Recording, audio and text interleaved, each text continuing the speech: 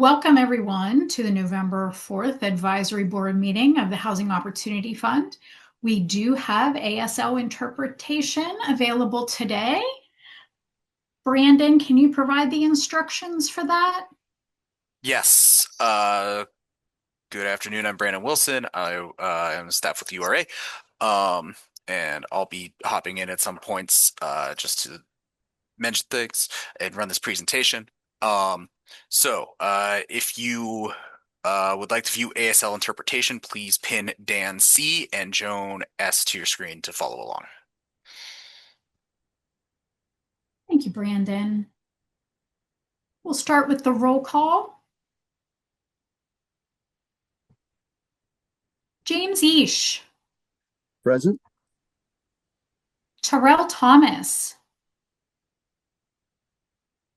Tanika Harris, Karen Garrett, Ellie Fisher, Present.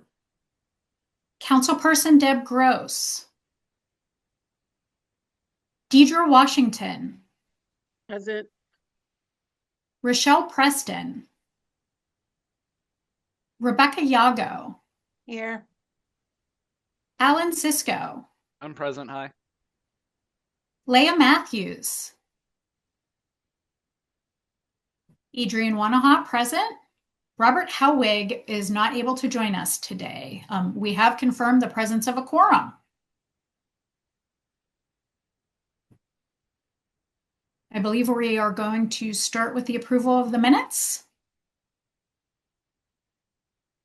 Hopefully everyone has had an opportunity to take a look at the minutes.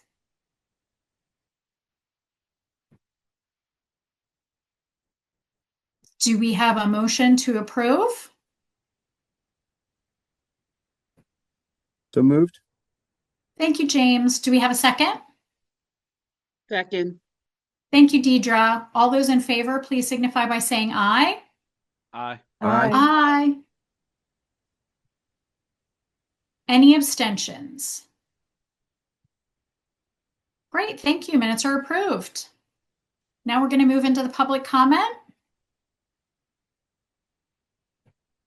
You do have registered public comment for today?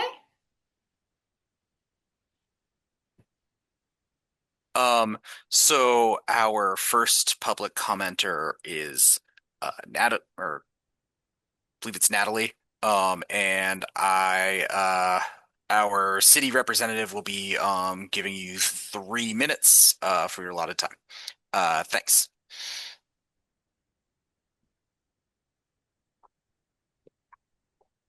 Thank you, Natalie. I believe you can start at any time.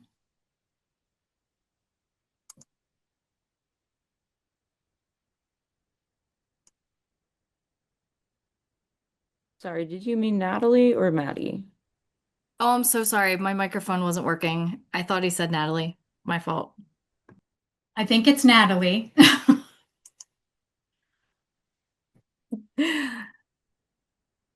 Go ahead, Natalie. Hi, everybody. Uh, Thank you for the opportunity to speak today. I am Natalie Ryan, and I'm the Director of Housing Stabilization at Action Housing. I'm here today on behalf of the Allegheny Housing Stabilization Collaborative. As we look ahead to 2026, we must face a difficult but urgent reality. Eviction filings in Allegheny County are rising, not falling, and we are on pace to surpass the 14,000 evictions filed last year. Families are struggling to keep up with rapidly increasing rents and dealing with threats to the social safety net. Smaller landlords, many of whom live in the very communities they serve, are feeling financial strain as well.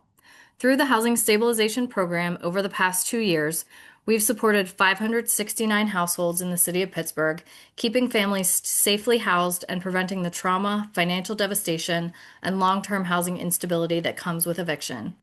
At the same time, with our partners, we've built a coordinated, community-wide eviction prevention system you know and fund as the legal assistance program for tenants, something few other communities have been able to do.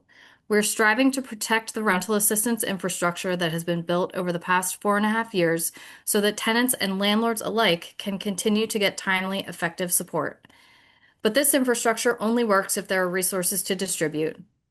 When the last allocation of Housing Stabilization Program funds were exhausted, 296 households who were already in process, who met eligibility criteria and were on the brink of eviction, could not be served simply because the dollars were gone.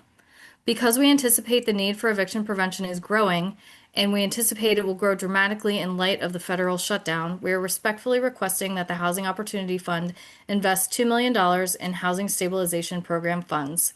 This represents roughly 1/4 of our countywide rental assistance and ensures that city residents receive a fair and robust share of available funding.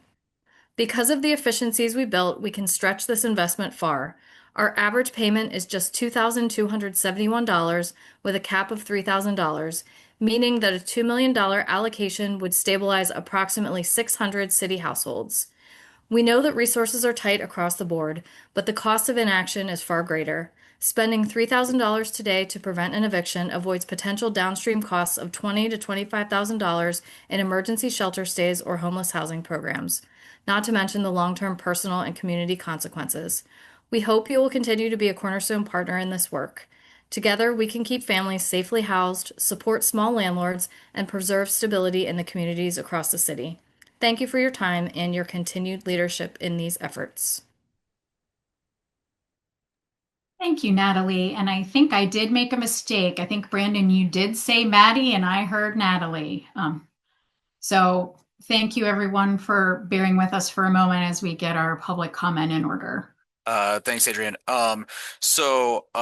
Quickly before we pass this on to Maddie for the second public comment, there's a URA staff on their cell phone. The number is 412-926-4570, so please let them in. Thanks. Okay. And then moving on, our next public comment is Maddie. Hi, thank you. Thanks, Natalie, also for your comment. My name's Maddie McCready. I'm a resident renter in Highland Park and a social worker with about a decade of experience working with individuals and families facing housing instability in the Pittsburgh area. And I'm speaking today as a co-chair of the Pittsburgh Housing Justice Table. We're a coalition of organizations and independent advocates working to ensure that housing is available as a human right in Pittsburgh and Allegheny County. I'm speaking today to ask the advisory board to please increase the allocation for the legal assistance program for tenants from 1.2 million to 2 million so that the lawyer of the day program specifically can be expanded to all magisterial district courts in the city. That's what the Housing Justice Table and our allies advocated for last year when we fought for additional $2 million in Stop the Violence funding to go towards this program, was not just to sustain the existing programming, but actually to expand it citywide as a right to counsel. The Lawyer of the Day program, as I hope you know, has been extremely successful. It has increased the positive outcome rate for tenants by to 60%, which is a 400% increase relative to outcomes before this intervention or without these services. The program still is only operational in 4 out of 12 magisterial district courts in the city. And that means that almost 60% of households facing eviction don't have access to these critical services. And I want to emphasize, as Natalie did, the urgency of the need for these services right now.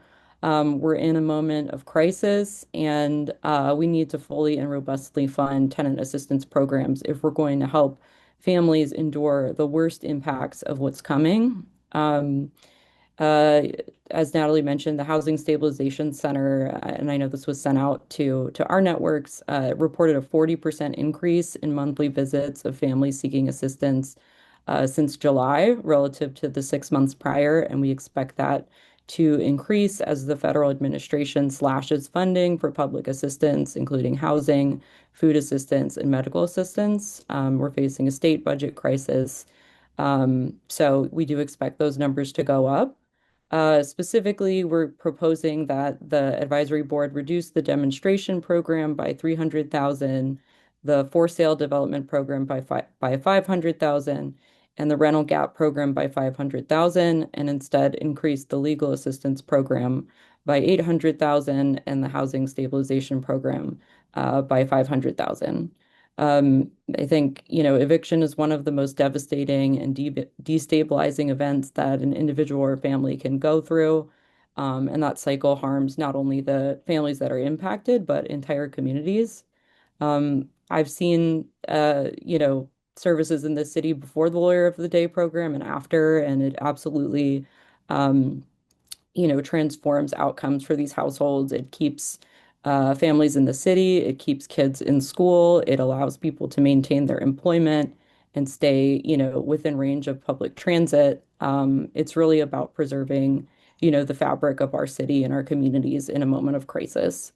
And I just lastly, if I have time, want to reiterate that the Housing Justice Table, we advocated for the additional Stop the Violence, program funding, not just to sustain existing program levels or to replace HOF funding, but to actually, expand that program to additional magisterial district courts and help all families that are facing the crisis of eviction by providing a right to counsel. So we just really would urge this body to consider, the importance and impact of those services and increase the allocation so that we're able to do that.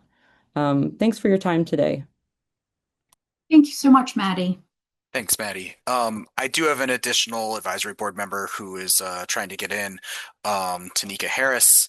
I can find her email quickly, but if the city can let her in before our next public comment, that is appreciated.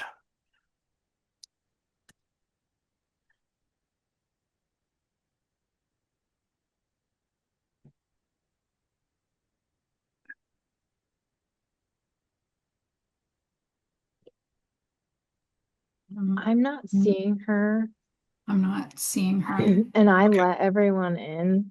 Okay, I But will. if I see her, I will absolutely let her in right away. Okay. Thank you, Heather. Yep. Thank you. All right. And then we'll move on to our next comment, Megan Hammond.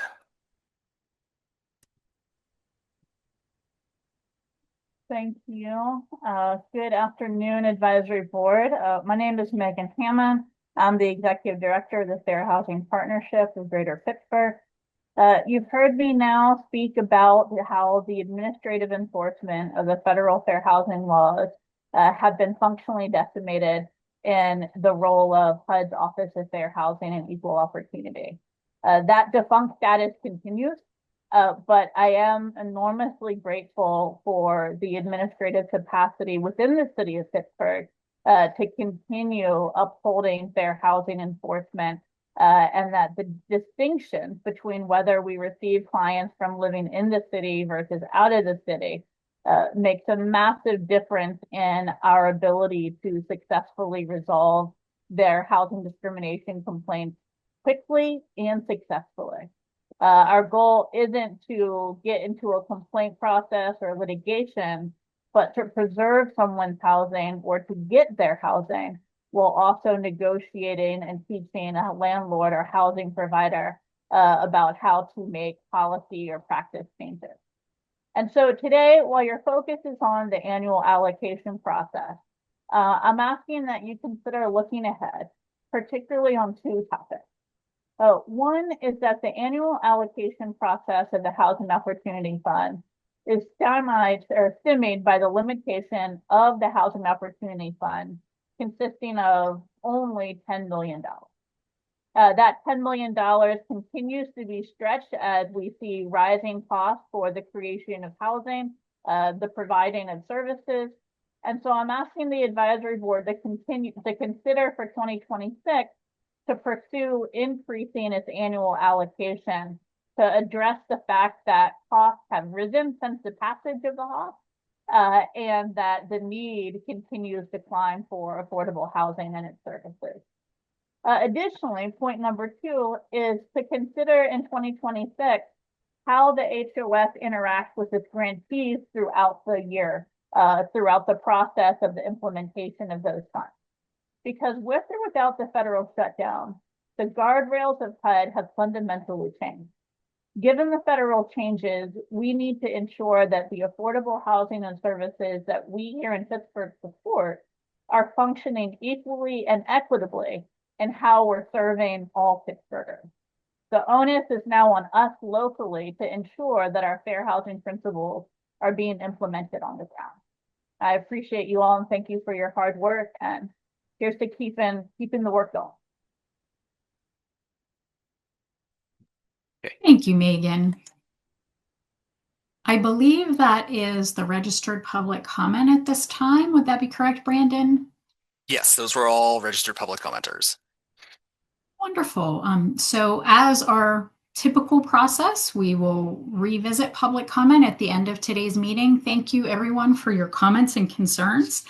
And thank you to Megan for putting that emphasis on the fact that unfortunately the funds have not grown, the need has grown, and costs have grown. So in the parameter of having stagnant funding, unfortunately, that translates each year into the HOF being able to support less. And we do recognize the emergent needs, the critical nature of the work, and we're going to continue to try to do our best to maximize the resources that the HOF advises on and promotes throughout the year. I think at this time we'll move on to our next agenda item. Yeah, so we have an update on the requests for proposals for the legal assistance program for homeowners, and Brianna Benjamin at the URA is going to discuss this item. Thank you, Brandon. Good afternoon, HOF Advisory Board, URA staff, and members of the public. I am Brianna Benjamin, HOF Senior Program Coordinator. I am before you today to present a synopsis of the Legal Assistance Program for Homeowners, also known as LAP-H. The purpose of LAP-H is to provide a one-time legal service to clients who are at risk of losing their homes to foreclosure or facing tangled title and or estate planning issues. Clients must be the homeowners or the occupant of a home in which they claim legal interest, and the home must be their sole residence. To be eligible, the client must be at or below 80% of Pittsburgh's area median income and reside within the city of Pittsburgh. The LAP-H program is composed of 3 primary services: tangled title, foreclosure prevention, and estate planning. The URA issued an RFP for legal assistance providers in the amount of $200,000 and received responses that totaled $327,500. 4 providers responded to the call of serving Pittsburgh residents with these needs. Those are WAVE, Catapult Greater Pittsburgh, Neighborhood Legal Services, and Morant Law. All of these providers have a combined organizational experience totaling 80 years. 3 out of 4 respondents formed the Home Ownership Preservation Collaborative and responded to the RFP. Neighborhood Legal Services, Catapult Greater Pittsburgh, and WAVE. The Home Ownership Preservation Collaborative is a coalition of legal aid, community-based organizations, and housing preservation partners in Allegheny County, working collectively to design and implement the referral, service delivery, data systems, and policy solutions needed to coordinate cross-sectional home ownership preservation efforts into an inclusive and comprehensive system that provides services to families at risk of losing their homes. Their goal is to prevent foreclosures, resolve tangled title issues, protect heirs' rights, expand financial counseling, promote sustainable home ownership, and preserve generational wealth by ensuring homeowners have access to legal aid, estate planning, resource navigation, and housing stabilization services. The collaborative also strengthens long-term solutions through housing stability through wills, clinics, financial literacy programs, and education efforts that prevent future title and ownership problems. Their aim is to ensure that quality, safe, and affordable housing is preserved for all residents of Allegheny County. Other housing creation and preservation organizations collaborate on outreach, home repair access, financial counseling, and estate planning education to expand the collaborative's reach and impact. So as you can see listed here, the proposed contract amounts for the organizations would be providing WAVE $60,000, Catapult Greater Pittsburgh $75,000, Neighborhood Legal Services $32,500, and Morant Law $32,500 for a total of $200,000. And so with the funding distribution, $96,250 is allocated toward Tangle Title Services, $72,000 is geared toward foreclosure prevention, and $31,750 is geared toward estate planning. And so as you can see, based on how funds are distributed, program administrators who will provide Tangle Title services will also provide estate planning services to provide a holistic, cost-effective solution for clients to preserve generational wealth and provide a comprehensive asset protection integrated approach. Implementing preventative measures such as the estate plan will ensure that the problem does not recur in future generations. Not only will this reduce risk of future issues, but it will also provide the homeowner with clarity and a peace of mind to ensure that their wishes are legally documented and followed. Foreclosure prevention also allows homeowners to maintain equity in their homes and provide long-term financial stability. Prevention programs help homeowners create affordable, sustainable repayment plans, refinance, or modify their loans to fit their budget, giving them the tools for future financial control. And for a more in-depth look into their approach to services and marketing strategies, there are representatives here from the proposed organizations. Thank you, Brianna. I apologize to the board. I totally forgot to do this in our last meeting, and I apologize to everyone for neglecting this piece of our business.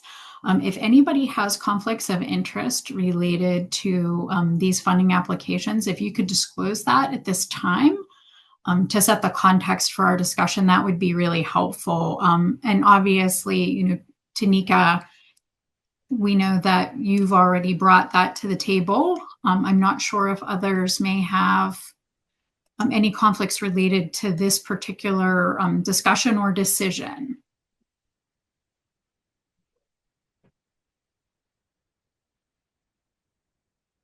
Hearing none, are there questions, comments, clarification items from board members? I have a question. This is Ellie Fisher. You have the floor, Ellie. I don't know if this is for Brianna. How many clients are being proposed to be served in this proposal? So it will depend upon the different services. So with the Tangle Title, because it's capped at 5,000, up to about 18 can be serviced, but from experience, what I've seen with how it's been ran previously, a lot of the clients don't reach that cap of 5,000, so they're serving a lot more. Estate planning, because it's a preventative measure, they can serve hundreds of clients for the services. And then foreclosure prevention, because it's going through, I believe, WAVE, they can service up to about 18 to 20 households. Thank you for that, Brianna. I know we have representatives in the meeting with us, I believe, related to these to the LAP-H funding applications. I'm not sure who all is from member organizations or applicants. Maybe this would be a good time to introduce the folks that have joined us for the meeting. Absolutely. So I believe I see Quinn Morant and Jody Salant.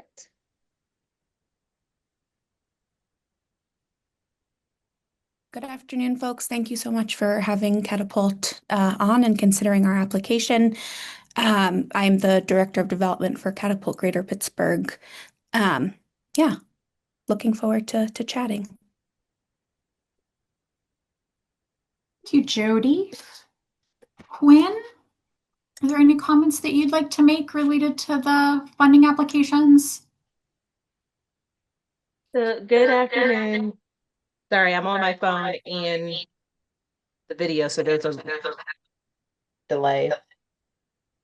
But yeah, so I've been the member for Morant Law Offices for about 13 years now, doing estate planning, working with the URA in the past, doing some of the Tangle title work as well. Wonderful, thank you. Did we have any other representatives? I don't want to miss anybody. It's hard to see everyone in the display. No one else is on. Okay. Are there other questions, comments, or clarifying statements members of the board have related to the recommendations here?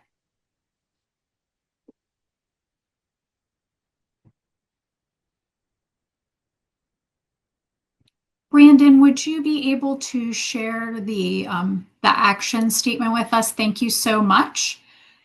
If we have exhausted comment and questions, is there an advisory member that would like to make a recommendation motion here related to the LAP H contracts? This is Ellie Fisher. I'll move to approve the LAP H contracts as recommended by the URA. Should I read it? If you could, that would be great. Okay, this is the first page of the contract proposals, right? So the action is actually on the screen for us, Ellie. Oh, read the small part. I was just reading the big one. Okay, apologies. I move to authorize to approve WAVE, Catapult Greater Pittsburgh, Neighborhood Legal Services, and Morant Law as LAP H program administrators, and to submit to the URA board for final approval. Do we have a second to Ellie's motion? I'll second. That's Alan. Oh, I heard Alan and Deidre. Yes. I'm going to take Deidre. I think hers was the first voice that I heard. Deidre seconds this motion. I'm going to call this to a vote. Any members abstaining from the vote, please signify by saying aye at this time. Aye at this time. No, I'm sorry. Just jokey. Thank you. All board members in favor, please signify by saying aye. Aye. Aye. Any opposition? Hearing none, we now have our partners for the LAP H contracts. Thank you so much for joining us and for doing this important work. I have a question about this. Yes, Ellie. This is Ellie. So I sometimes refer homeowners to this program. Would we be who should we refer to? Should we refer to all four organizations? What's the messaging that we're getting out about this program and how residents can connect? Absolutely. So the way the program is structured is a no wrong door approach. So once they get in contact with one provider, if it's not a service that they provide, then they will redirect them to another provider. Okay. And so let's see, we probably should refer to Neighborhood Legal Services or probably that, because that one does all three activities, All three. right? Okay. That's so correct. They're kind of by default going to get most of the calls. Okay. But if we're referring somebody to the other entities for their other good work, then we can layer it on, right? Fantastic. Love it. Thank you.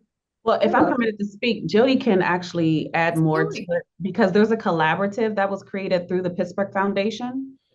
And so that wasn't shared. So the Pittsburgh Foundation pulled together partners and which include WAVE, Catapult Greater Pittsburgh, and Neighborhood Legal Services.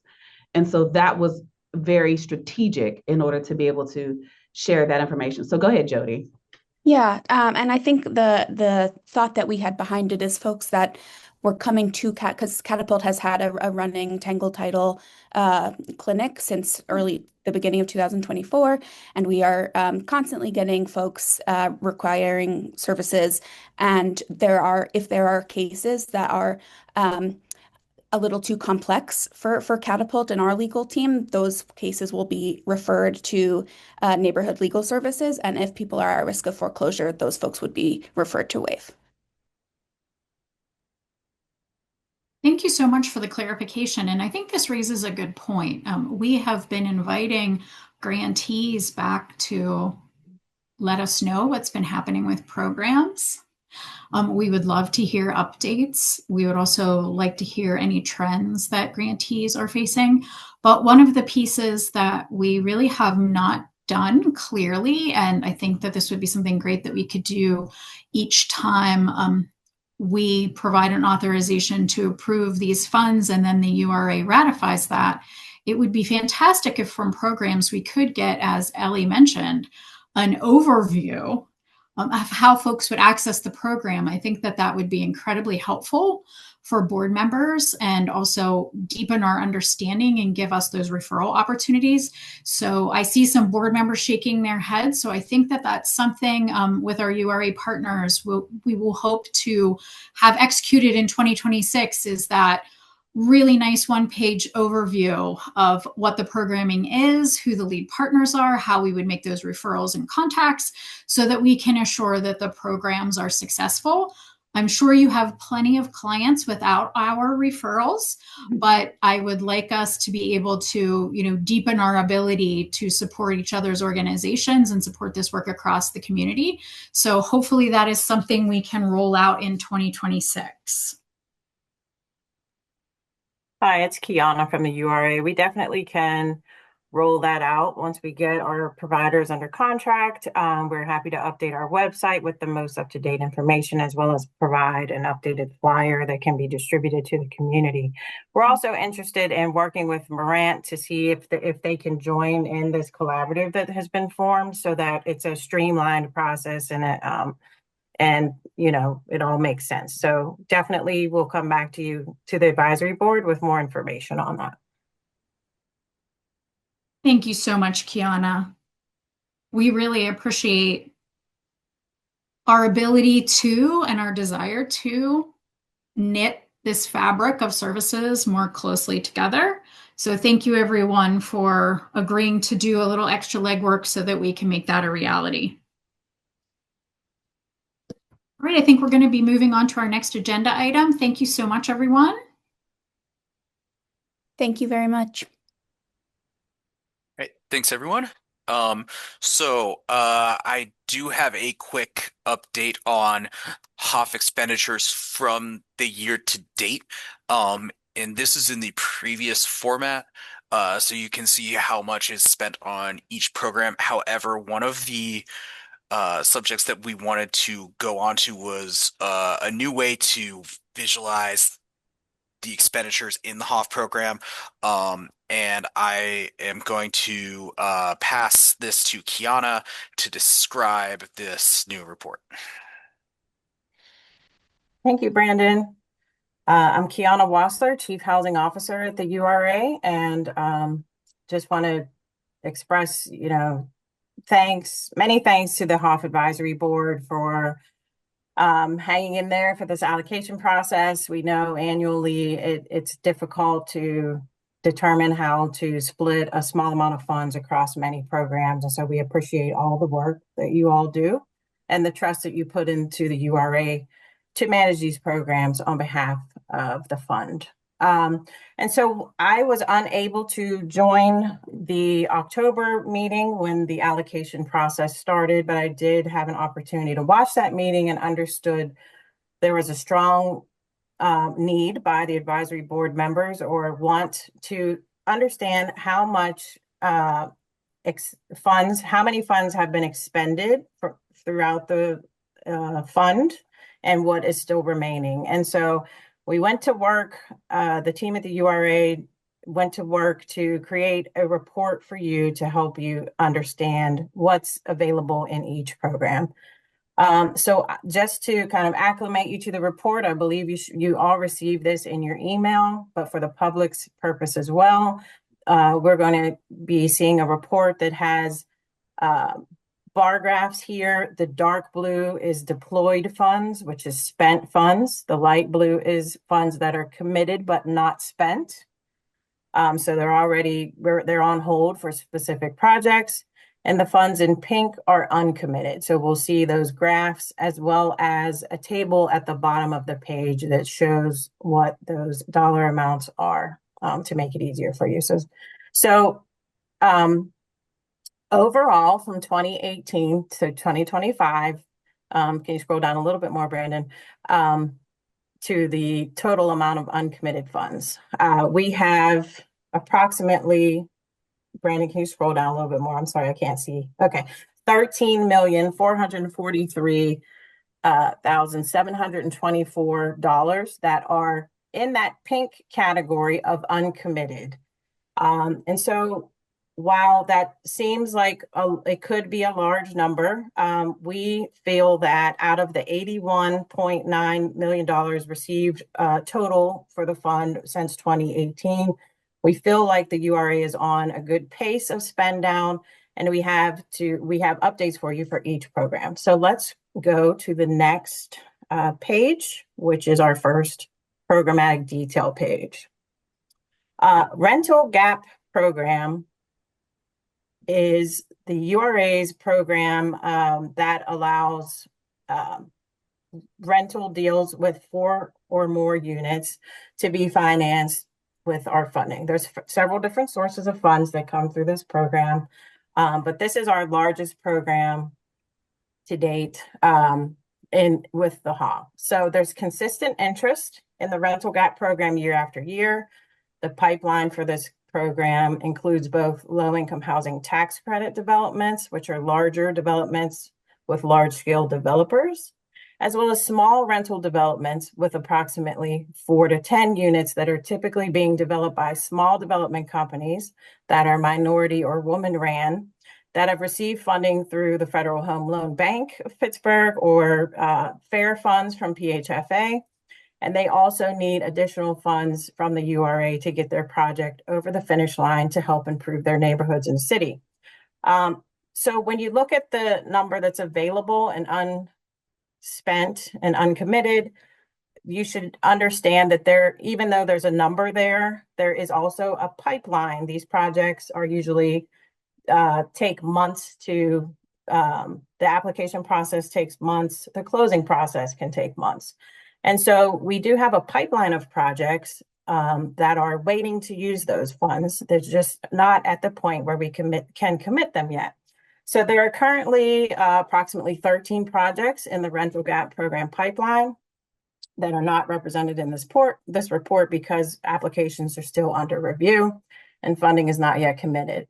6 of those pipeline projects are LIHTC deals that have been announced since last month's COP advisory board meeting. So the city of Pittsburgh was able to win 6 low-income housing tax credit awards from PHFA, which is great. We've been able to maintain that high level of awards in the city of Pittsburgh.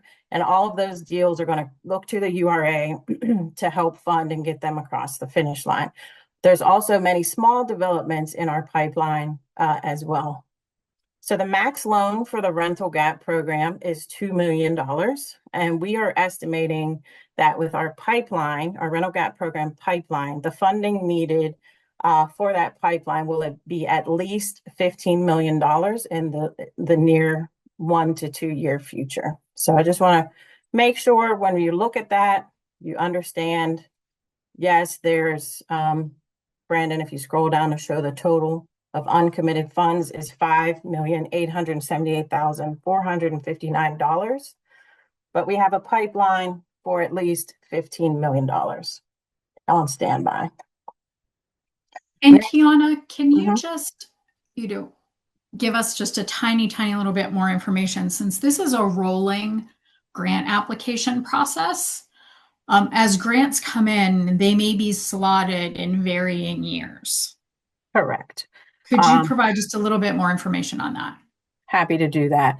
Rental gap program, as Adrian stated, is a rolling application process. And due to the fact that the timing to get an application to a commitment and to make sure all of the funding sources are ready and everything's ready to close can take, some time for developers. And so, especially when there's a LIHTC award, they have, I believe, within a year that they are supposed to close on their financing. So we at the URA understand that there could be a multi-year fundraising effect that would support 1 year's LIHTC awards, if that makes sense. So if there's 6 awards in 2025, like we received, some of them may receive funding from 2025. Some of them may receive funding from 2026. It just kind of depends on which projects are closing first in the pipeline. So I hope that answers the question, Adrian. Yes, thank you. I think that with the rolling application process and the staggered years, I think that maybe RGP is the most difficult to put a pin in. I'll just put it that way. Okay. Moving down to Housing Stabilization Program. This is our rental assistance program. One thing that I didn't note at the start of the report is that in 2021, the URA transitioned to a new accounting software. And so what we've found in this report, and even just working through that transition over time, is there are still some errors in some of the transition errors. And so you will see in some of these program line items there are still some uncommitted funds in earlier years. And so we've kind of found those recently and are working to spend those down as our first priority. So you will see here in the Housing Stabilization Program, it's mostly deployed or spent. The 2025 funds have been committed to Action Housing and Natalie Ryan through the Rental Assistance Program or the HSP program. We are working to, I believe those funds actually were sent to them today. So they should have the full amount of funding for the 2025 year. And we'll start to spend that down along with the other county funds that they have from the county and other places. The 2019 funds of unspent funds of $175,000 actually may already be committed through agreements to our smaller providers. So in the past, we used to split Housing Stabilization Program out over various providers. And so we're doing some research to see, have old various providers spent down those funds. And we can come back to you with more information on that funding for 2019. So it's a small amount of unspent funds, but for the most part, HSP is truly 100%, almost 100% committed and deployed. Next program. Down payment closing cost assistance program is a rolling application program. Again, here we see in 2018, 2020, and 2021, there were some errors in the transition between our software programs. Since we found those errors, we are making it our goal to spend down that money first before we spend the remaining 2025 funds. However, you can see the 2025 funds have we've already started to expend those, and we do not see that there will be any problem in continuing to expend these down in this program.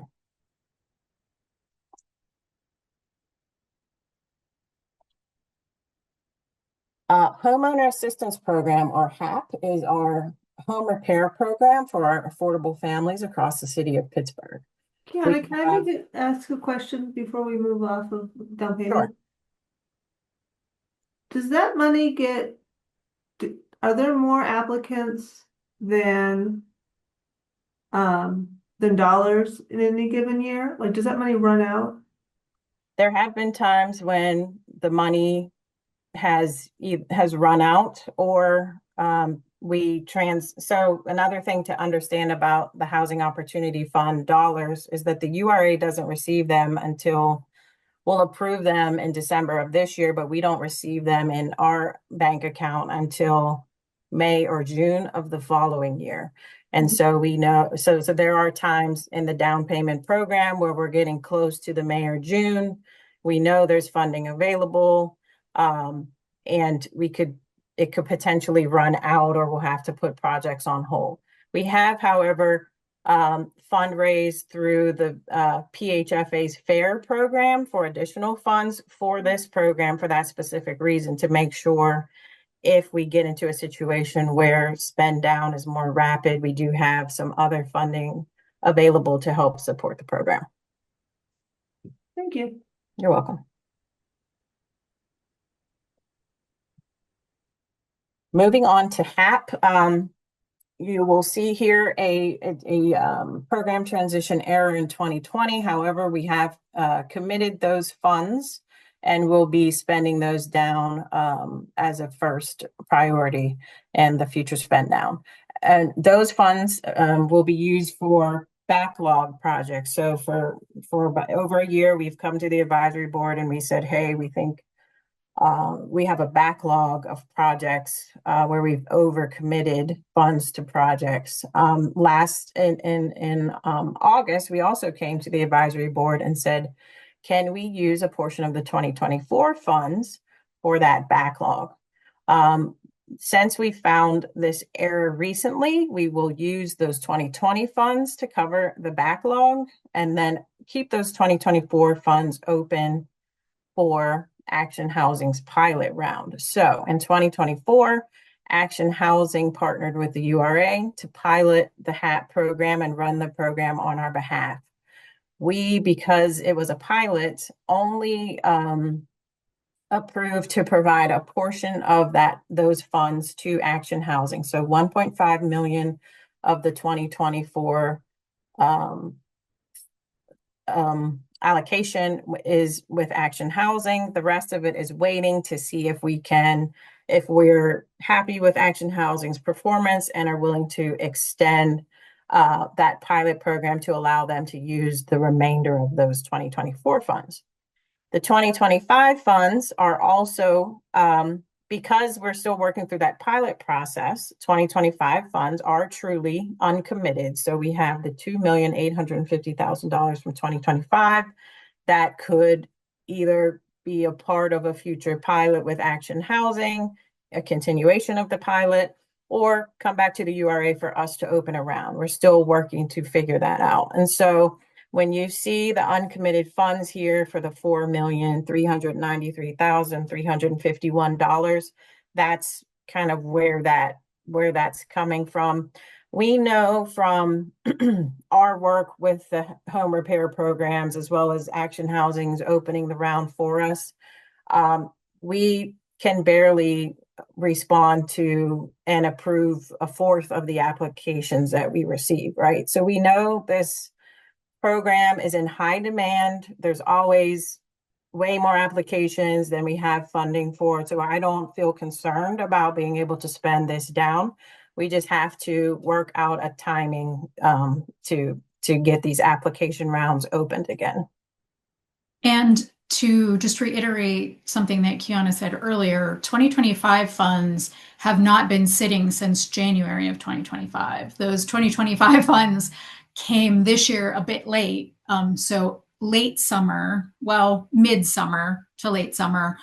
So those funds are really not funds that anyone has had sitting and waiting without use for an extended period of time. So I just wanted to put that emphasis on these are not funds that have been sitting for 11 months waiting for use.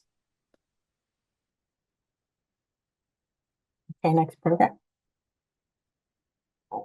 For Sale Development Program. Now, this program is similar to the rental gap program in that it also has a consistent interest in the program. We're typically dealing with our nonprofit developers across the city who have the goal of making affordable for sale housing available in their communities. And so they're typically because to make an affordable for sale, a for sale home affordable, you need many grant funds because the cost of new construction or rehab is much greater than you can sell the home for. And so developers are typically securing many different grant funds in order to make these projects feasible, whether that's through also Federal Home Loan Bank of Pittsburgh and PHFA's FAIR programs. In these projects, the URA funds are typically the last funding to enter the project. Our developers are applying to us only after they've secured the majority of the other funds, grant funds needed for their projects. And so in this program, the maximum grant for one new construction home is $130,000 per unit. And if it's a rehab, we can go up to $100,000 per unit. We currently have a pipeline of approximately 3 projects. However, we do expect that there will be additional applicants once the FHLB awards are announced in December. We had many nonprofits reach out to us and say, hey, we're going to be applying to FHLB, but we'll apply to you after we get an award. And so we do expect to get more interest in December once FHLB awards are announced. Typically, we process between 8 to 15 projects or applications annually, and those applications can include several homes or several properties in one application. We currently accept applications for this program on a rolling basis, and we are considering moving this program to funding rounds in the future just to help make sure we're able to provide you all with the best information around what's available. Also, so that we know what programs, what projects have applied to different funding sources, and with funds kind of dwindling at the federal level and potentially other dwindling funds, this could become a competitive process in the future. And something additional you should understand with FHLB, Forced Sale Development Program, lots of acronyms today. Like I mentioned, the funds for the program can come from many sources. In the past 2 to 3 years, the program has had 2 sources with short-term spending requirements. So those were the ARPA funds from the federal COVID-19 funds that the city of Pittsburgh received. The URA received a good portion of those funds. And we opened a round called Own PGH Developer Program. And with that program, we opened up a round for $3 million of ARPA funds to go towards for-sale development. We also had, and those funds needed to be committed by the end of 2025, I believe, and the projects have to be finished by the end of 2026. So had a very tight timeline there. We also had the affordable housing bond funds where the URA raised or issued an affordable housing bond for $30+ million. And a portion of those funds was to be used for sale development projects. Those funds need to be expended by the end of 2026. So due to these timely spend down requirements for those sources, HOF funds have not been expended as rapidly. However, again, like I mentioned, the ARPA and the affordable housing bond sources are committed at this time, no longer available, which means that we expect spend down of any old and new HOF funds to be very prominent in the coming years. Next. Legal Assistance Program. So this is our program. We heard about it during public comment today, but this is our program that helps with lawyer of the day, mediation, and other services to tenants and homeowners. It was traditionally combined with tenants and homeowners that are experiencing eviction or foreclosure. So this program, a majority of the funds have been spent and the rest of them are committed. So in 2024, we do have some remaining balances in some of our partners' budgets. And so we're waiting to get invoices from them to spend down those funds. 2025, $800,000 of the funds are committed to DHS to continue to run the LAP tenant program on our behalf. $200,000 of the funds are being committed to the providers that we just heard from today that we opened the RFP for. So while they're not spent, they are definitely committed, and we are working actively to get them under contract and to get the funds deployed. Next program. Small Landlord Fund is next. And this program is a newer program, but it only received funding in the years of 2022 and 2023 due to varying results and varying interest in the program from the public. So we have here that there's a lot of funds that are committed and not deployed yet. There's approximately $197,000 of funding that is considered uncommitted, but we do have applications that we are actively reviewing that could potentially use all of these funds that are remaining. Again, this program was open on a rolling basis, and we closed it this year because we had more applications than we had funding for. So while there are uncommitted funds here, we do have the potential to use those funds with applications that we already have in-house. Next program. The demonstration program. So this program, again, we're seeing in 2019, there's some program transition errors here. And so there is a small portion of uncommitted funds from 2019 that we could add to a future effort.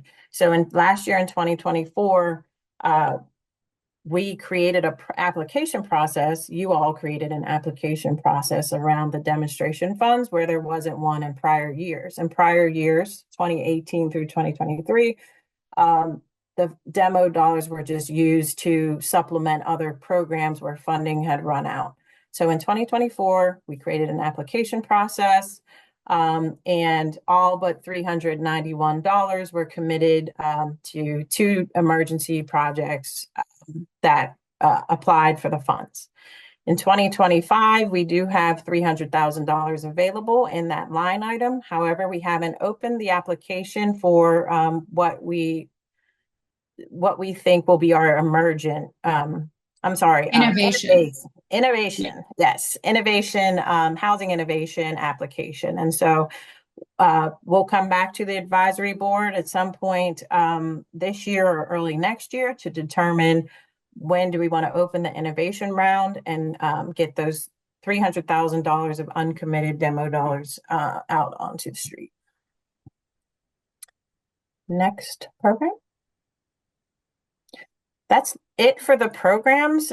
We also provided you information on the admin funds for the HOF program.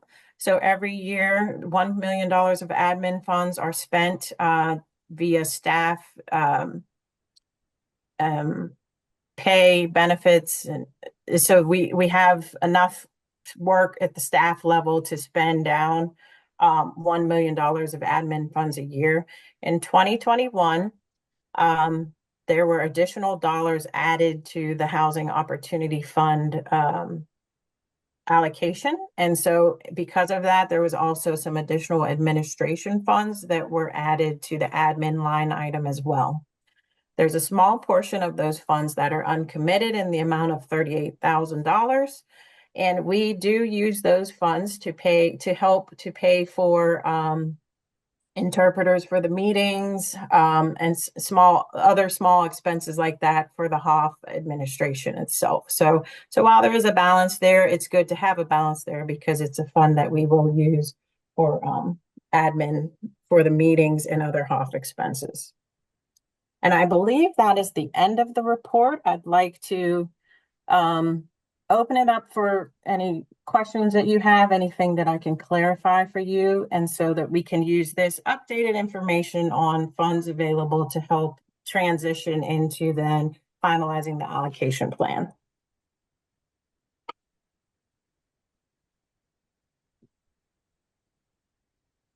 Board member questions, comments, clarifications? Yeah. No clarifying questions on the information.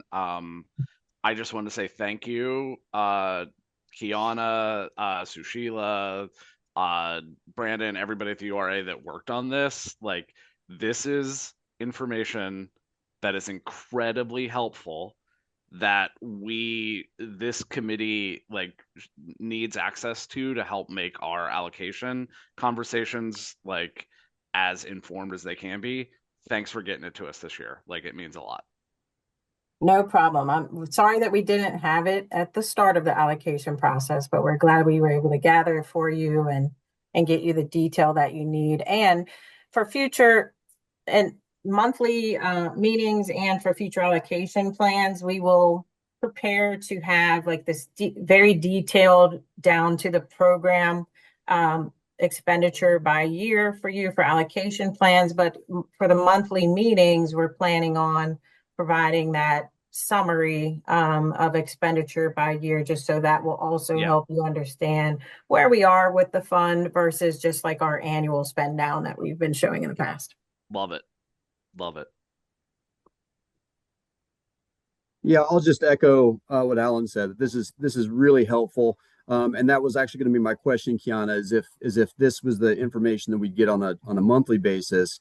Because looking back through like the minutes from our last meeting, there was a spending report, the 2025 year-to-date spending report that didn't match with this, and then you clarified that we're spending from different year allocations or earlier year allocations first and kind of catching up. So getting this on a monthly basis, I think will be really, really helpful. I'm curious too, if just kind of a comment and take it with a grain of salt, but it would be really helpful. And you did this, I think, on the rental gap program funding, since that's such a long timeline for some of those projects. But if we could just add, even just anecdotally, kind of the pipeline of projects that are under review to get a sense of demand. Obviously, you and URA staff are really close to these programs, closer than what we are, and I think that would be helpful just to give us a sense of the demand for each one of the programs. And then I did have one question about the rental gap program. So this is one, again, because of the long timelines of these projects, that there's a lot of money that's committed that dates back 3, 4, 5 years. And I'm curious if you have any information on some of the projects that might, where there may have been money committed, and if the projects are still moving forward, if it's 5 years down the road and projects are stalled, or if there's any other information on some of those projects. And we don't need that now necessarily, but I'd just be curious to know more about that. Yes, but there are several projects, sometimes we take a project to the board and then they have an issue getting it to closing because of one of their other funders. It doesn't have anything to do with us. Sometimes they close and start construction, but then once they go into the ground, they have an issue with the utility companies and take months to kind of figure that out. And so just kind of one that's been out there for a while. I can tell you a couple of them we just Fifth and Dinwiddie is one that's come up. It's probably been around for 4+ years attempting to get a project closed. There's several others that I don't want to call people out and make them look bad or whatever, but unfortunately, there are these issues that come up with developments, and because these rental gap program deals are so large, when an issue comes up, it's just kind of a large stumbling block as well. The URA wants to support creating or preserving those units, and so we attempt to hang in there as long as the other funders are hanging in there to try to get the deal across the finish line. But I'm happy to, in the future, provide a list of proposed pipeline projects for rental gap program and also the for sale development program, because I think the two of them are very similar in that way. Great, thank you. You're welcome. Thank you, Kiana and URA staff. This was really helpful. I know everyone's excited. I was watching people's faces as the discussion was going forward. And I think that with multi-year funding, multi-year projects, rolling grant applications, it is quite confusing. And this really brought everything into clear focus. And thank you so much for putting this together for us. No problem. And with that, I'll turn it back to Brandon, who is going to take us into allocation planning again. Yes. So now that we have a number of updates as well as public comments, I would like to move back to the allocation plan, the draft allocation plan, and see if there's any discussion of changes that people would like to make, or if the advisory board would like to move on and just approve it as is and put it to the URA board. So opening the discussion now to the advisory board members.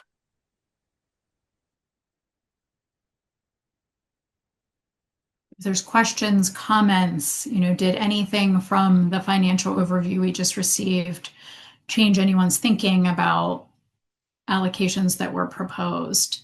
And quickly, this is unchanged from last meeting. So this was the draft that was put forward.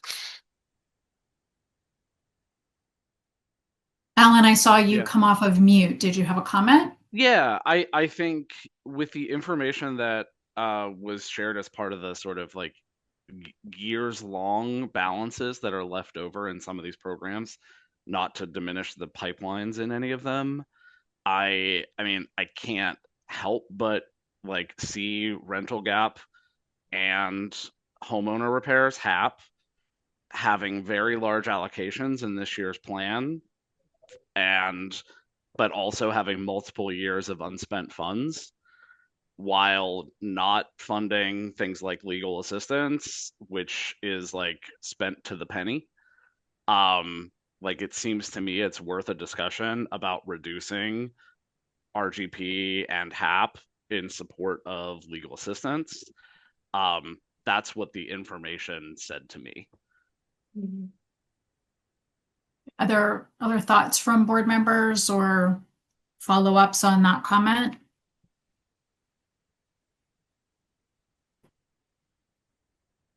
My only comment, and I guess Kiana could probably touch on this, maybe I misunderstood what she was saying, but the rental gap and homeowner assistance program in particular, it sounded like that was more of a enormous pipeline situation where they expect to spend all of that money and then some, and that it was more of a timing issue as to why we're seeing the unspent funds, not a lack of demand. But Kiana would have to answer that, I think. Thanks, James. Yes, that's correct. I mentioned in my remarks that rental gap program, $2 million. The max loan is $2 million, and so while I believe the unspent amount is sorry, let me go back to it here on my screen. Unspent amount and rental gap program is $5.8 million. That will fund less than 3 projects. And we have, in the remarks I mentioned, we have a need for approximately $15 million in that line item or more. And how so, realistic, Kiana, not doubting that pipeline, but like we also have like an 8-year track record of spending like $2 or $3 million out of that program based on what was shared, right? So like that's a huge delta between $2 or $3 million a year and a $15 million pipeline. And again, I understand that like this is not a value judgment on like whether or not this is important money. Like I wish we had 50 million, right? It's not at all that kind of conversation. But like we've got a track record of 2 or 3 million out of HAP or out of HOF, right? I know there's other sources for this stuff too. Yeah. Like, can you speak to the disparity between what we've been spending versus what you're sort of quoting as the pipeline? Sure. If Brandon, if you don't mind going back to the report and pulling up the RGP screen again, thank you. So if you look at the total amounts in the years, scroll down a little bit more, Brandon. You can see in years 2018 through 2022, the total amount for RGP was much higher than what we've been receiving in 2024 and 2025. That was because the Housing Opportunity Fund dollars were one of the main sources of funds for the rental gap program. This was also back when we didn't have as many LIHTC awards per year, and we're just kind of like scraping money up to support the developers that we did have using the program. COVID-19 and the ARPA dollars kind of allowed for us to create a new program called the Housing Preservation Program. So then that pulled housing preservation deals out of this pipeline. So we had a funding source specifically for that for 2023 through 2025. That fund is going away. So now we'll start to see housing preservation deals back in the RGP pipeline.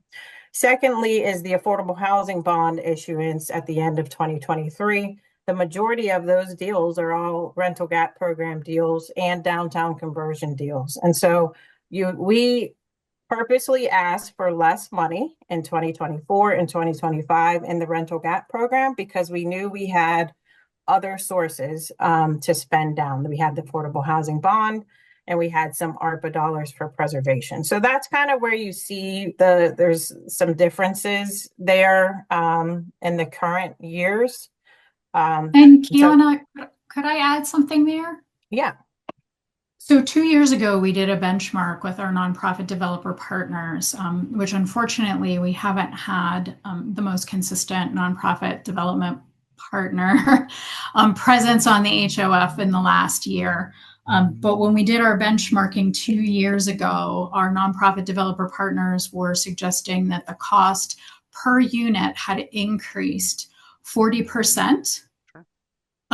Obviously, because there's inflation. So we also have no reason to, doubt that that's higher now.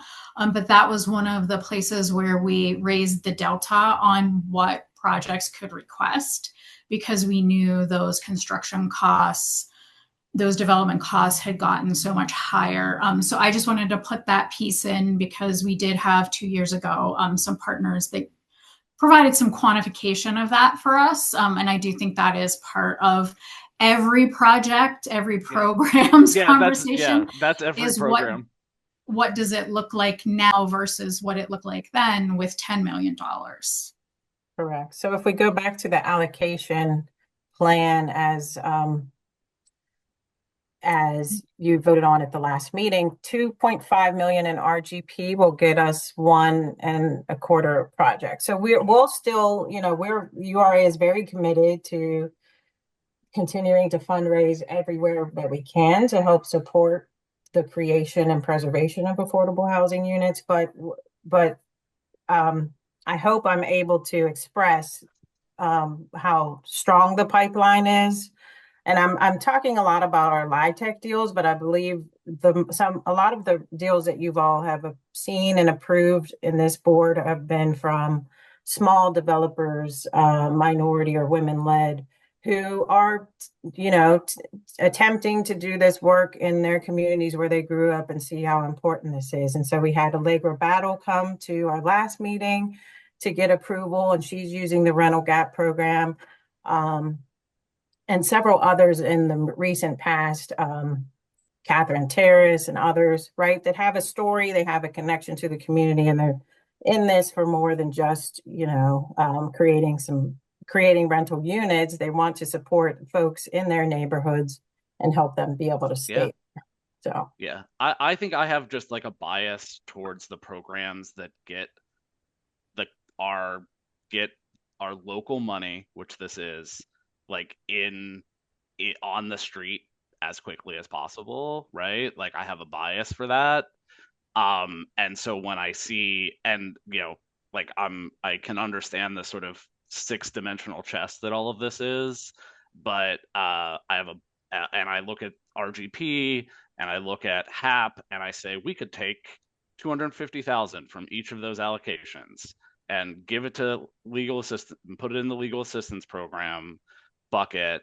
And now we are getting a lot closer to satisfying the need of legal assistance while still putting some money into the longer timeline projects that still have a big unspent balance, right? I'm not saying we zero those things out, but I have a hard time just continuing to put priority allocations in those buckets when some of the other ones that get the money on the street faster are coming to every meeting and filling out every survey and then showing in the data that they're getting the money on the street.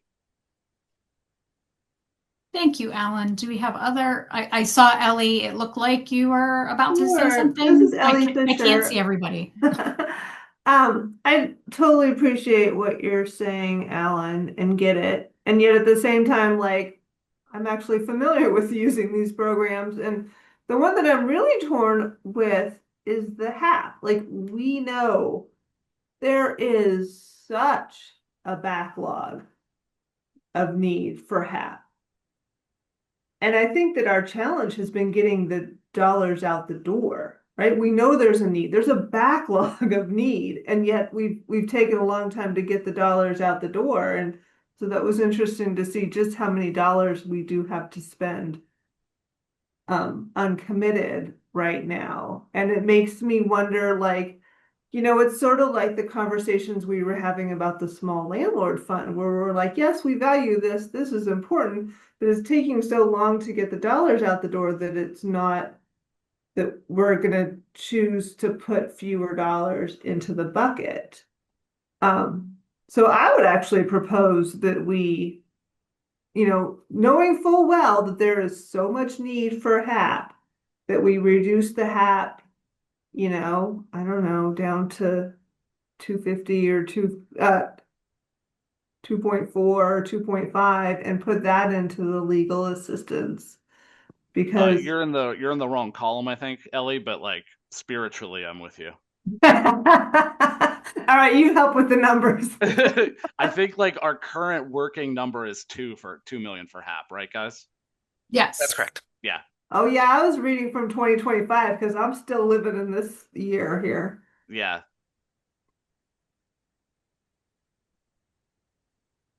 Okay, so right now we have 2 million in it. But I think I'm like spiritually, and again, as many of you know, like this, I spent 15 years doing this exact work with HAP. It's incredibly difficult. But if we can't get it out, if we can't get when we've got action working on it to try to figure out how to be more effective with deploying that money, like let's give them let's let them cook for another year and put this year's allocation somewhere more efficient with time. I think, James, did you come off of mute? Yeah. So, and again, I'm going to just state, because I'm representing Action Housing, and we facilitate some of these funding sources. So I just want to state that for the start. I'm curious on HAP, Kiana, if you like, is there a timing issue here related to when the funds come in and go out, or is it accurate to say that it just takes a long time for these types of projects, like the individual actual projects, to go through the process?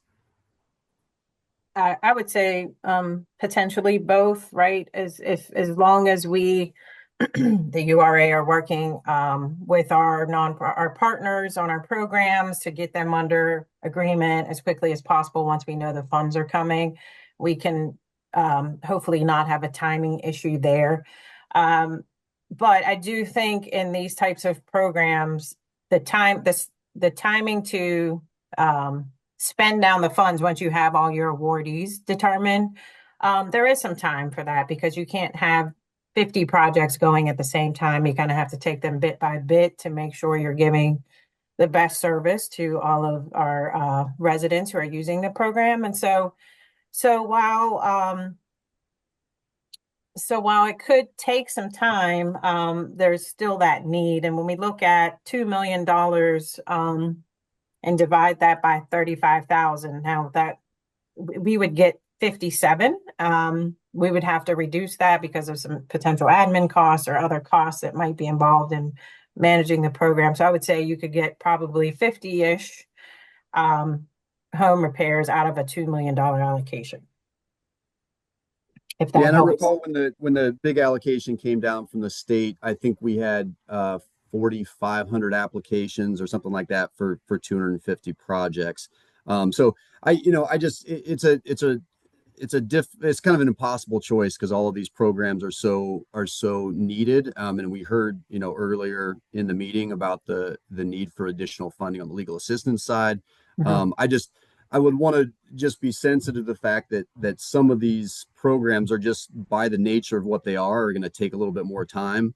Someone walking into a housing center for kind of day of services is fundamentally a little bit different than Oh yeah. trying to line up contractors and figure out scope of work for a $50,000 repair or whatever. So I think the nature of some of these programs is just that they're going to take a little bit longer, but that's just kind of food for thought. And there's no perfect answer here, No, except no. we need $100 million more. Exactly. And I think the last thing I'll say is like, I am like now that we have this dashboard, like I am like deeply in favor of like dynamically looking at this every year and like making sort of more like being smart every year and saying, okay, this year it looks like this is the place for a little bit more or a little bit less. That is not saying that is that much or forever, right? We now have the information. We can dynamically review this every year. Yeah, and just to add quickly one more thing, James, just to compare what you were saying about whole homes repairs, which was your state funding. For the HAP round, when Action opened it, I think they received 700 plus applications and could only fund about between 40 and 50 of them. And so that's kind of, if that might help you understand where the need is for the HAP programs. Although there's a large amount of money there is a large need as well. And just to quickly take everybody back to the public survey, each year during the allocation planning, we have public comment, and that's part of the equation of what the community is thinking, but we also have a robust survey process. So thinking back to places where people had prioritized really what they felt impacts their communities deeply. We do have limited resources. We are trying, I think, yearly to balance the preservation of housing that we have and people's housing situations, plus build new. If we take a quick look back to the AB averages when folks completed the survey, the conversation we're having today is very different than the conversation that we had in our last meeting. So just, to pull us back, we have $9 million in unlimited need, as we know. This process is not perfect, but we do have some suggestions we want to talk about in a little bit about how to make this process better every year. If there is an adjusted motion on the table related to the allocation draft, we can take that at this time. I mean, I would sort of re-up my last proposal to reallocate 250 from HAP and 250 from rental gap to legal assistance for tenants. Actually, Brandon, I was going to ask you not to do that quite yet. Sure. So Alan, if you're making that as a motion, there would need to be a second to that motion. Alan, can you repeat it again, please? Sure. Yeah, absolutely. Yeah, so HAP is currently 2 million. My recommendation would be to move 250,000 of that. So it would be what, 1.75. Rental gap is 2.5 million. My motion would be to make that 2.25, and that combined $500,000 that we just took out of those buckets to place it in the legal assistance program for tenants bucket. That is my motion. I will second the motion. This is Ellie Fisher, but I'm very interested in what the rest of the board thinks about this. Well, that's where we would be getting to now. If we have a motion and a second, discussion on the motion as presented. I don't agree with taking money from rental gap. I understand where we're coming from with increasing the legal assistance program, but I have some reservations just based upon the report that Kiana shared and the other projects that are still in the pipeline.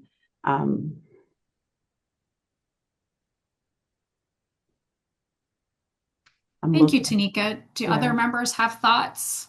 More discussion on the motion that as proposed?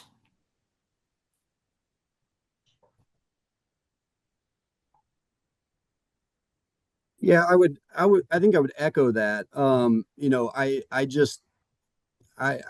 not entirely comfortable pulling funding from the two programs that what I'm hearing is that there is just huge demand, even if it takes a little while longer to get them on the get the projects completed. But I agree with Alan in general that there's additional need on the legal assistance side. I mean, when I look at our allocations historically, you know, the proposed number of 1.5 is more than we've ever uh, allocated for legal assistance. I think that reflects the need, but it would be dropping, you know, the HAP program and rental gap, you know, below just about any year other than 2021 when we had that additional funding. So, you know, for me, I don't think I would support it, although I completely understand the need, and I would almost I'd be curious to look at maybe some of the other line items, even though they're not big numbers. So like small landlord, it felt like that may not be it's only $100,000, but that may not be being utilized to the level it could be. Down payment closing costs. There were some comments. For sale development had Right. a number of years, and I know, like I know that's because of different funding sources, but that also has, like, we could relook at those again next year once we've spent the backlog, you know? Right. So if what I'm hearing is an appetite to look at the other line items and adjust the motion, we can go that direction. Or if we need to do a roll call vote on the motion as proposed, we can do that as well. I'm looking at faces, I'm seeing heads shaking in certain directions. Yeah. So Alan, are you open to continuing to massage which line items are adjusted? For sure. 100%.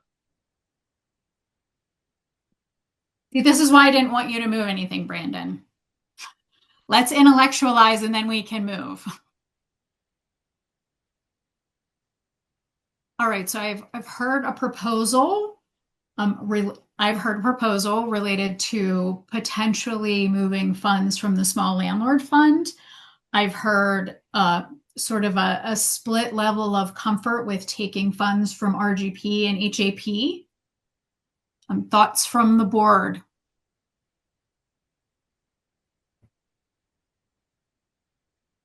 I agree with the small landlord fund. I would be comfortable with bringing that to 0. All right, thoughts on that from board members?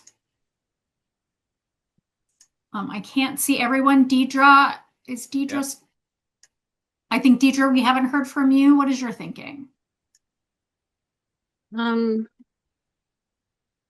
can come back to me in a minute. Okay. Yeah. Again, it's a lot of moving parts.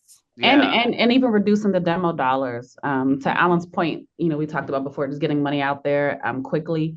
I do, you know, of course, my time at the URA, definitely, that was always, you know, the goal is to get money out quickly. The problem are the systems. I don't want to get into all of that right now, but I just want to make sure that that's abundantly clear. So like, even with this, I believe that every advisory board member and staff member at the URA wants to get the money out there quickly. What we don't have the control over right now in this very moment is to change the systems that prohibit us from doing that. But I want to be very clear that that is our stance. We want to get this money out there quickly. And so until the systems that are put in place have been changed and we work to do that, that's a whole nother topic. But I think that if we reduce the demo dollars and the small landlord fund, I'm very comfortable with that and moving that over. And that's almost the whole $500,000 that I was sort of proposing. Yeah. So, yeah. Ellie, you look intent. So there is a proposal on the table to reduce demonstration dollars and zero out the small landlord fund. For this year. I For wanted this to year, yeah. ask about if there's any staff here that know the pipeline for the small landlord fund. I see that we have almost 200,000 uncommitted, so that would be available to use, I presume. And then I really, let's see, this would just be demonstration. I could get behind cutting the demonstration dollars some for sure. I'll jump in, Ellie, on your question about small landlord fund. It's Kiana.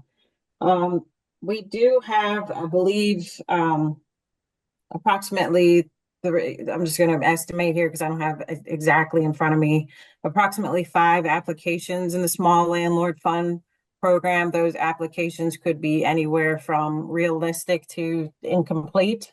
And so we're continuing to work with those applicants to see which one kind of is viable, which ones are viable to utilize the rest of that funding. We do get some outreach maybe once a month around the small landlord fund. It's not our most popular program, but people are interested in it. But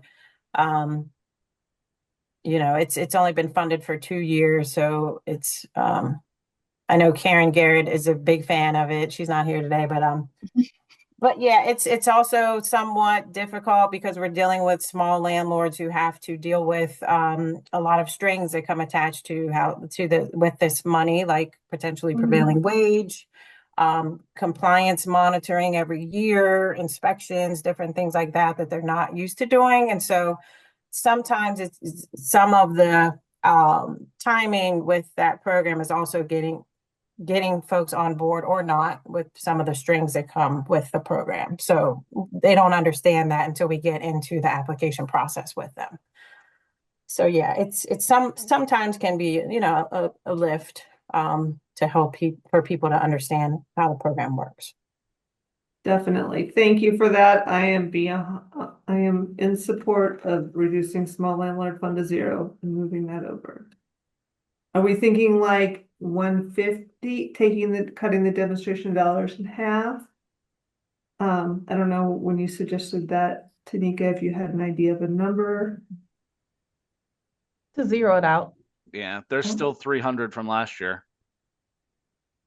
So the 300 from, but okay, that's specifically for innovation. Correct. That's so there's not 300 that's just not being used. So I want to just remind everybody, we committed that we were going to put a demonstration project out that was related to innovation. And we committed to those $300,000 going out. In addition to that, any funds that had come back to the URA through loans, also looking at those going into demonstration dollars. And again, the reason that demo dollars were created in the first place was to provide flexibility. So if there was something that was happening in a year of funding, and again, remember our funding years and when the dollars actually come look a little different. So 2025 dollars are just hitting the streets now.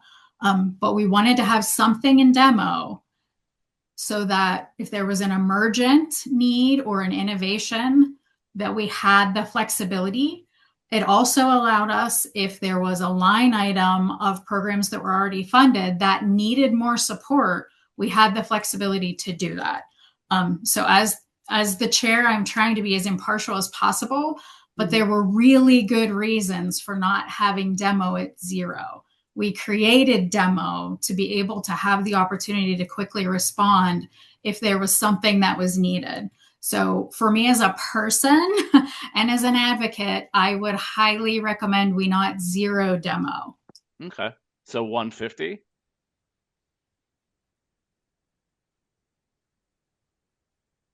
Yeah. Board members, please weigh in. Yeah. I'd rather see 2 left in there. Okay. Yeah, I was wondering if there's an appetite for a slight adjustment on any of the other programs like the for sale development program or down payment closing cost to kind of trim a little bit there. I mean, I feel like for sale development is already super small, like that's going to fund 5 houses. Yeah. And down payment and closing costs, I was just looking at that too, James, and it's already I guess we're at the same place that we did last year. Yeah. Um, Adrian, are we able to, during this discussion, I know emotions on the floor, are we able to ask for a question of the URA staff who are administering these programs? Absolutely. I think it'll be helpful to get to hear their. I know Brianna works on with the LAP program specifically. We're talking about it from our perspective, but I would love to hear from the URA staff as to what they think after hearing our conversation and what they are living and how it's being administered. How it's previously. And in all the programs that have been recommended here, small landlord, down payment and closing cost assistance, for sale development, and legal assistance. Can I start with LAP, because I know we've had some public comment around it. A lot of the public comment around the allocation plan for LAP has mentioned that the URA mentioned that there's Stop the Violence funds available to the legal assistance program. And therefore, that's a reason why we shouldn't fund the program at the amount that they're requesting. And I just want to first off just kind of dispute that. I don't think that's what we're saying. What we're saying is just an awareness to you all, the advisory board, that the legal assistance program has successfully fundraised for $2 million of Stop the Violence fund for 5 years. And that is to expand into, I think they're in 4 courts now, and they're trying to expand into all 12 magisterial courts in the city.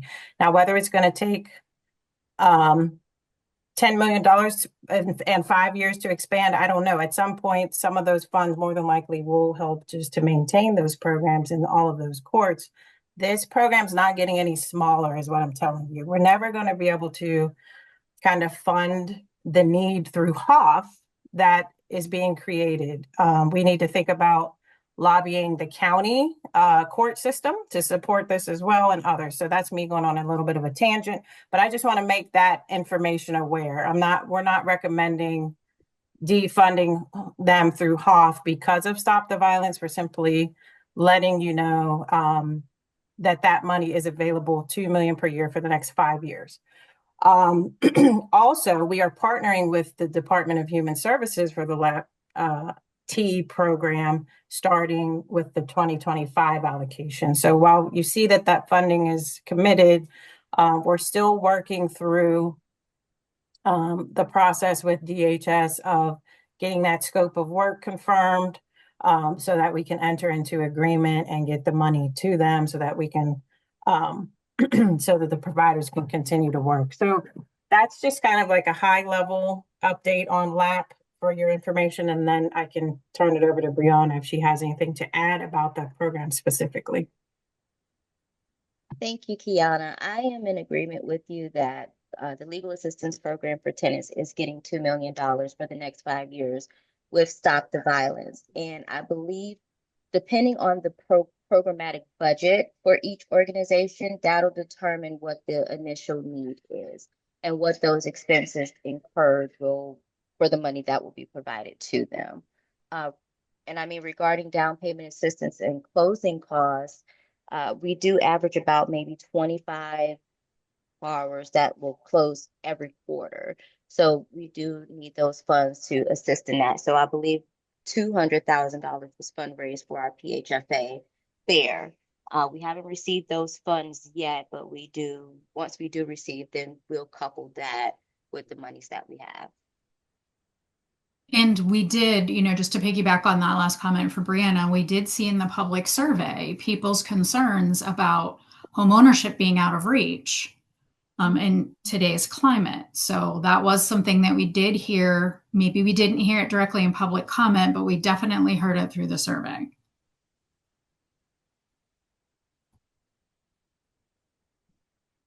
Would other URA staff like to comment on any of the programs that were mentioned, for sale development, small landlord? I just want to make sure we have equity in the conversation from, each perspective. David DiBernardo is not here today. Which he's always here, so. He's always here. I wasn't here last month. He's not here this month, but I do think he gave a lot of great commentary in the meeting last month about why they requested such high amounts for rental gap and for sale. So unfortunately, he and the lending analysts are in training and he's on vacation, so they're not here to comment on those programs. Small Landlord Fund is a program that is kind of transitioned to several different staff members. It's now sitting with Orlando Akins with Alicia as his manager. So I don't know, Orlando or Alicia, if you have anything to add on Small Landlord Fund.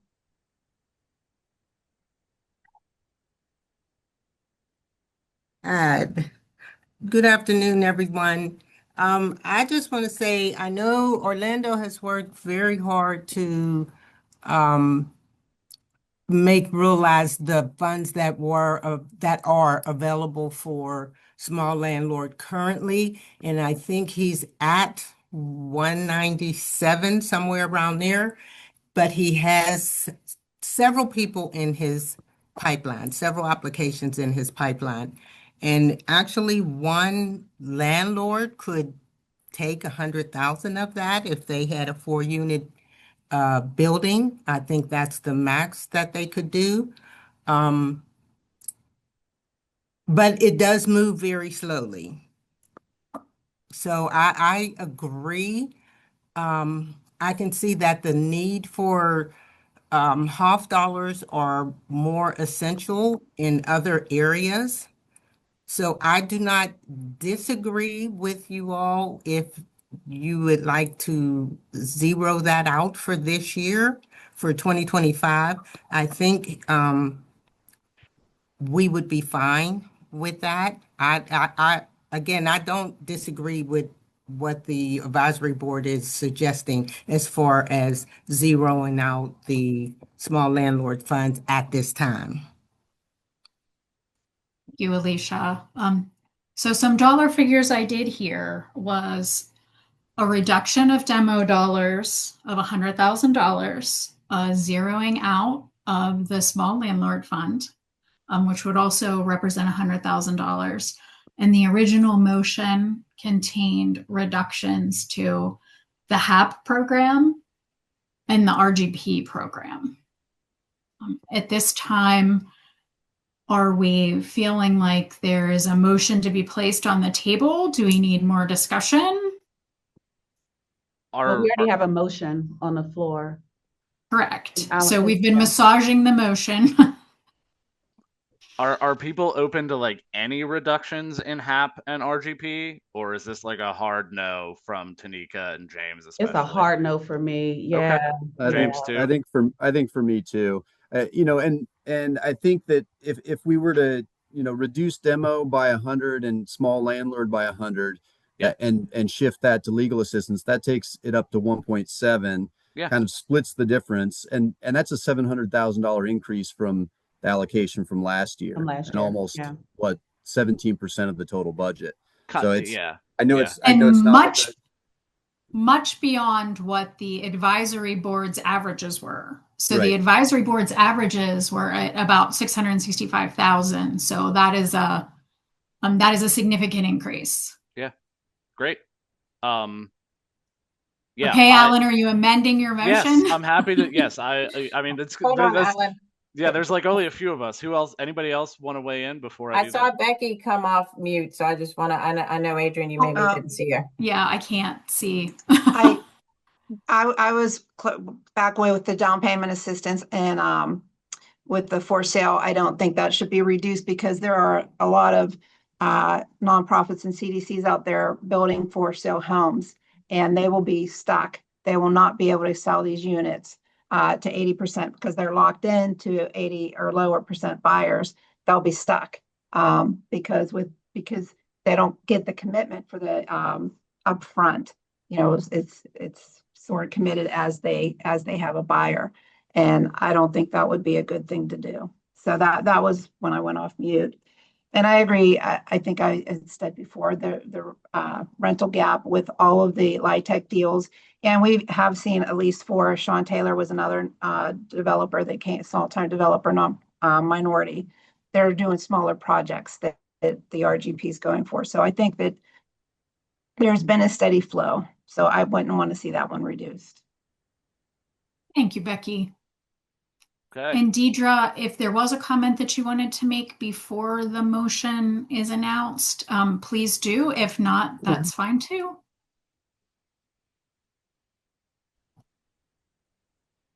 Okay, hearing no more comments, Alan? Yeah, I'll amend my original motion to change our proposed allocation to instead of what I previously said, to zero out the small landlord fund for this year and to reduce the demo dollars from 300 to 200,000. And then adding that $200,000 savings to the legal assistance program for tenants line item. So we have a motion. Do we have a second? Ellie, are you still our second? Sure, seconded. Wonderful. So there's no abstentions on this vote. I think that I can see between myself and the URA, I think we can literally see everyone. So I'm going to ask all those in favor to signify by saying aye and raise your hand. All those in favor? Aye. Aye. All those opposed? Wonderful. So that would be the amended allocation plan proposal. Just a reminder, this is going to go to the URA board meeting this month, and they will ratify our decisions and get back to us. Thank you, everyone, for the ongoing robust conversation. And Adrian, can I say just one thing, like sort of for the minutes, I guess, before we move on? It'll take 10 seconds. Like, absolutely. I want to strongly recommend that we remember this conversation and the analysis of past years uncommitted and unspent funds, and where this stands this year when we start the conversation next year. Right. And we have a plan for that, Alan. Yeah, but I want it in the minutes anyway. Absolutely. Because that would be the first time in my 2 years on this committee that we did that. And so because all of this is so damn important, but I think the best we can do in this sort of grouping of unoptimal decisions we have to make is to look at what is the best use of our $9 million this year, taking into context everything else going on. And I think we all tried to do that today, but I want to look again at it next year. Absolutely, Alan. And for December's meeting, we plan to have a robust discussion about our archive for the allocation plan. The allocation plan being alive and well throughout the year, not just during the October-November meetings. And also, we would like to speak to the advisory about having a reporting impact outcome opportunity with each one of our grantees. So that's something throughout the year that we can collect, we can ask questions, we can dive deeper to inform our ongoing decisions. So I think we're all in intellectual agreement. We had hoped this year we would be in that place. Unfortunately, the board, between members not attending and members dropping off in vacancies, we really had a tough time this year. But I appreciate everyone's collegial approach. I think we've done a great job of listening to each other and using our expertise. Thank you to everyone who filled out the board matrix. If you have not, there's still time. Capitalizing on our strengths and knowledge is just going to make us stronger. So absolutely, Alan, thank you for reading that into the record. And in December, we're going to dive a lot more deeply into how we're going to get there.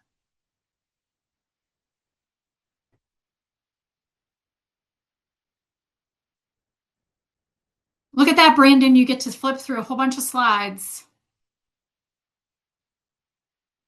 Okay, so before we adjourn, just again for agenda items for everyone, for next month, we want to discuss what I just talked about.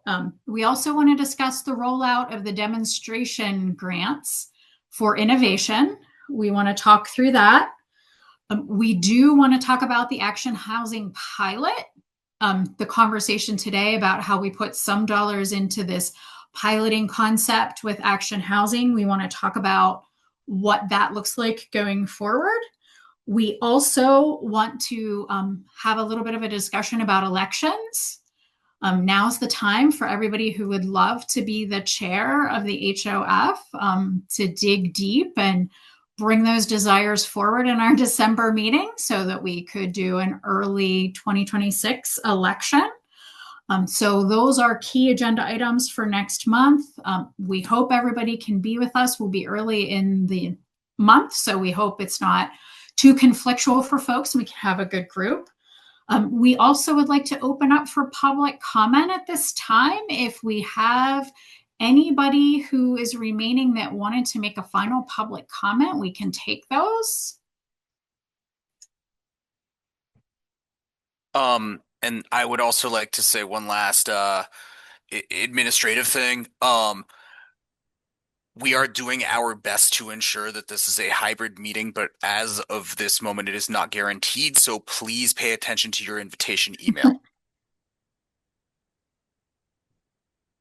Yes, we love to be together, but there's been some challenges to that. So thank you to everybody for being flexible.